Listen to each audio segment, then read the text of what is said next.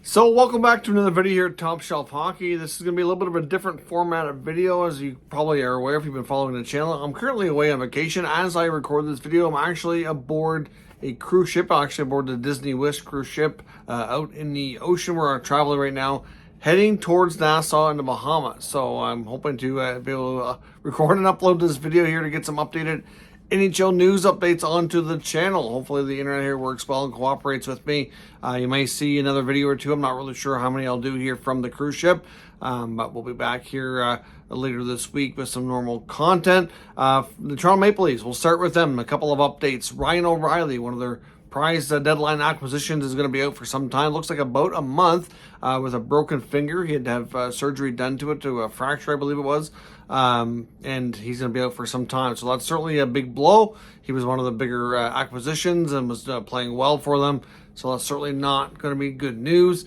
Captain John Tavares is also going to be out for at least one game. It's kind of hard to say. Sheldon Keefe described what was going on as he just wasn't quite feeling himself, was a little bit under the weather. Just seems kind of weird. He did practice with the team, but he's going to be held out due to an abundance of caution, is what they are saying. I don't know. It just seems a little bit weird. If he's just been sick with the flu or cold or something, you think they might use different verbiage here. So I'm not really sure what's going on with Tavares, but he is expected to be out for at least one game. The Tampa Bay Lightning, of course, the pretty much the guaranteed first-round playoff matchup here for the Leafs. They're having their own issues lately, playing like really not a good team as of late. They've been lost a lot of games that should have been winnable for them, and now they're going to be without top defenseman Victor Hedman. There was some concern he might be out longer term, but so far, based on comments from John Cooper, it sounds like he will be out for a little bit, but it may not be too long. Might have dodged a bullet on that one. We have a couple of signings of some prospects as well. The Minnesota Wild have signed prospect David Spacek. He gets his entry-level deal. And the Flyers, they've signed Will Zmolik. He gets a one-year ELC because of his age. He's completed 4 years of college hockey and still signs with the team that drafted him. So that's not something you see a lot. Sometimes when they do the 4 years, usually they're staying in college to get to unrestricted free agencies. But that's not what's happened here in this case. Now, I also want to discuss some some of the rumors we've been looking at here on the channel. Of course, there's been some talk about expansion, and we did a video about the last day or two about expansion rumors to Atlanta or Houston or both being brought up by ESPN. That is a scenario that other NHL insiders are starting to weigh in on. Basically, the general consensus here seems to be that there are interested groups in these cities that are putting forth feelers to the NHL for both potential expansion or franchise, but the information that the NHL insiders are getting from the league itself doesn't really indicate that there's any firm plans at all to expand. It's really very, very much premature. I think Houston eventually will get a team. That seems to be the general consensus on a lot of the NHL reporters' opinions. I know back when the Dallas Stars first arrived in Dallas, there was talk that in the near future they could eventually get a state rival, and that's yet to happen all these years later. Atlanta, of course, has tried and failed multiple occasions, but as I mentioned, it really wasn't due to lack of interest in the game or the sport. It was really bad ownership situation, and they couldn't find another owner who wanted to keep the team in Atlanta, so they ended up relocating to the Winnipeg area to become the 2.0 version of the Winnipeg Jets when they left Atlanta, when the Thrashers had to depart. So I don't know if we'll ever see a team there again. I know a lot of fans on the video that I did commented saying that they would much prefer to see an opportunity given to Quebec City, which is certainly my sentiment on the situation, but we'll have to see where that goes. But right now, based on reporters digging into this further, it just seems like it's more of a case of potential interest in ownership groups putting out feelers, showing interest.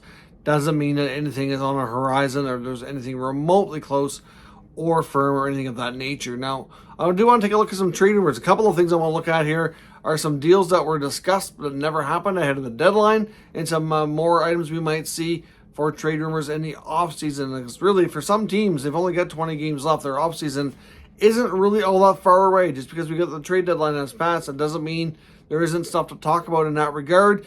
The other big thing as well, which I know some people will say is, really, like a lot of people don't realize too, that because the trade deadline is passed, it doesn't mean there can't be trades. There absolutely can be trades.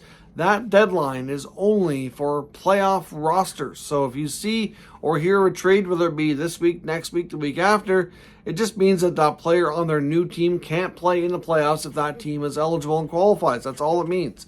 Just that simple. So we might still see some trades. We normally don't. Sometimes you see maybe a minor one or two involving a prospect or a minor leaguer or something small, and that's typically about it. But as far as what else we might see, apparently according to Elliotte Friedman, near the deadline there was some rumblings that the Calgary Flames and Boston Bruins were having conversations about trading for Milan Lucic back to Boston. I know the Bruins, of course, had made several acquisitions. They made a big deal with Washington for Orlov and Hathaway, and there was some rumblings that they were talking about bringing Lucic back. Now, that is not the first time we've heard that rumor. There was rumblings back to the beginning of the season, even into the early part of the preseason time, that there was rumors of that. So, obviously we know Boston brought back Bergeron, they brought back Krejci. It just seemed like to be a reunion, so to speak, and a last dance type of effort to try to win one more Stanley Cup before all these guys are hanging up their skates for good. Now, will Lucic eventually make his way back to Boston? He is entering the final year of his contract here, so he will be a UFA after this season. It wouldn't be complete shocker if he did, but at the same time, it's hard to say with Boston because I think they were looking to do things for this year as a make a push for the Cup. When we get into the offseason and start preparing for next season, they might have some different ideas, different plans. I don't know if that'll be something that they want to re-explore or revisit, but there was some real serious talks, the potential of sending Lucic back to his Bruins. But of course, the Flames decided to stay the course and push for the playoffs and try to believe in this group. And we'll see. I don't know. Brad Treliving doesn't have a contract going into next year, so it's going to be interesting to see how the early part of the offseason is handled for him in the Calgary Flames, or if we'll get any kind of indication what his future is going to be held like as well. Now, another deal that was close as well is we know that Timo Meier got traded to the New Jersey Devils. According to other NHL insider reports, the Carolina Hurricanes were very much in the mix, very much pushing for a big trade, and were somewhat close, you could say. I think it's fair to say that the Sharks always probably preferred the Devils' offer because of what they could put in it, but the Hurricanes were very much in the mix. After Max Pacioretty went down due to injury, they gained some extra flexibility. Of course, that's why they picked up Pacioretty in the first place, is they wanted another proven goal scorer, especially for the playoffs. Unfortunately, he's done for the season with multiple Achilles tendon injuries this year. Of course, he came back after 6 months, re-injured it, and is done for the year. So, unfortunately, Timo Meier did not work out to go to Carolina, but they were very much in the mix there, according to Friedman, right down to the wire, trying to get him ahead of the New Jersey Devils instead. Now, the Kevin Hayes rumors that we had heard, Elliotte Friedman also believes that there's real smoke to this, and when there's smoke, there's fire, and in that type of scenario, you do see, sometimes something will be more likely to happen when you've seen and heard it enough. Now, the rumor was, in case you missed it, that the Columbus Blue Jackets were very much interested in picking up Kevin Hayes from Philadelphia. Now, of course, the Flyers were rumored to wanting to move Hayes. There's some talk he could be bought out in the offseason, but really, why would the Flyers buy him out if they had any option at all of trading him? To me, that's a better option, even if they had to give some kind of an asset, which I'm not sure if that's going to be the case or not. But Friedman believes that the Jackets are very keen and very, very interested, in that he expects this rumor to be revisited and re-explored, and not to be surprised if he becomes a member of the Blue Jackets here in the offseason. Like I said, hard to say what the rest of the parameters would be for this deal, but the fact is that he would be, going there likely, according to Friedman. But we'll see. Things can always change. Other teams could get involved, and there could be some other things that come into play. But right now, that's the way things are trending right now. Now, on to the Montreal Canadiens. A couple of different articles, including the Montreal Gazette article recently here from Stu Cowan, talking about some options that we might see in Montreal in the offseason. Of course, we saw them make several attempts here at some trades. We did see some executed, and some were not. One that was not, for example, Jonathan Drouin,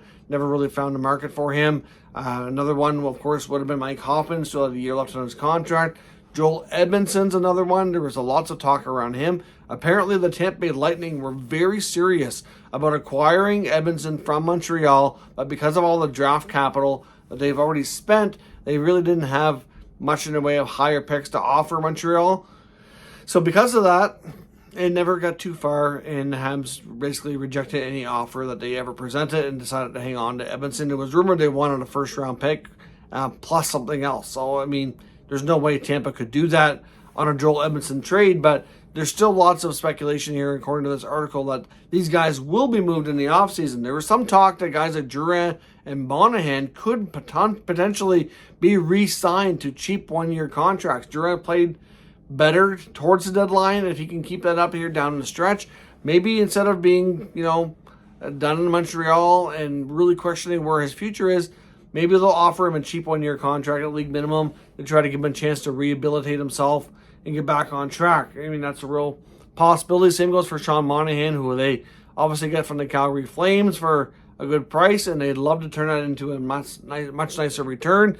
But due to injuries, that wasn't really a possibility this offseason, or this deadline, sorry. So, makes sense that if they re-sign him, if he can stay healthy and get through a season like they were hoping he was going to be this year, then maybe, just maybe, they'll be able to turn him into a good return as well. So expect Montreal to be busy on that front. When it comes to Monahan and Edmundson, Mike Hoffman, another guy that expect to be revisited. Now, once the season ends, Hoffman will be down to the final year of his contract.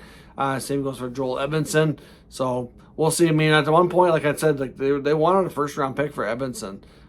So we'll see if anybody wants to pony that up. I'm not sure that they will, at least not in 2023 first. But a guy like him or Hoffman very much will be dangled again in the offseason, and do expect more changes in Montreal once the NHL, offseason kicks in a high gear, and they have more teams have more flexibility. Now, there's also some talk out of St. Louis that we might see the Blues revisit a Colton Parayko trade. Of course, there was lots of speculation that they might entertain this kind of trade here. Of course, he's fairly new into this 8-year contract offer he signed with St. Louis, but things have not gone off to a good start for the team. Not the greatest individually as well for Parayko, and maybe it's time for a change. But whether or not he feels that way and wants to waive his no-move clause is a whole different story. But at the same time, many feel here to the St. Louis media that there's a good chance that GM Doug Armstrong will revisit that and have some additional conversations. Now, whether or not they try to turn that into something else in another part of the team will have to remain to be seen.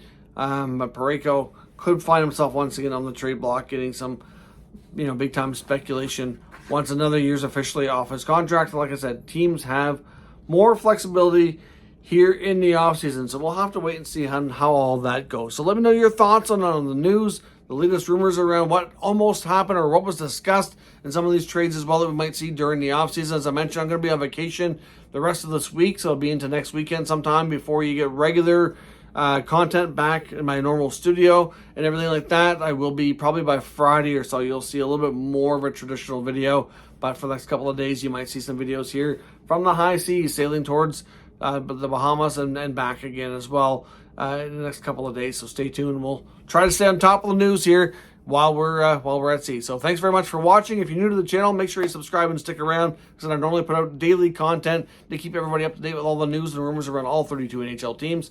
Thanks for watching, and I'll catch you next time.